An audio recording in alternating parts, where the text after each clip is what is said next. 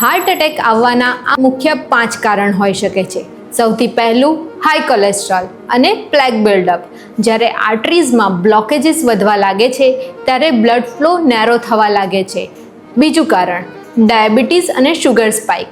High sugar આર્ટરીઝની અંદરની inner લાઇનિંગને damage કરે છે અને બ્લોકેજીસની પ્રોસેસને વધારે ફાસ્ટ કરે છે. ત્રીજું high BP. Constant high BP arteries અને સ્ટીફનેસ અને વીક બનાવી દે છે. ચોથું chronic stress. Stress hormone cortisol એ ઇન્ફ્લામેશન અને હાર્ટ રિસ્ક બંનેને વધારે છે. અને પાંચમું સ્મોકિંગ અથવા ટોબેકો.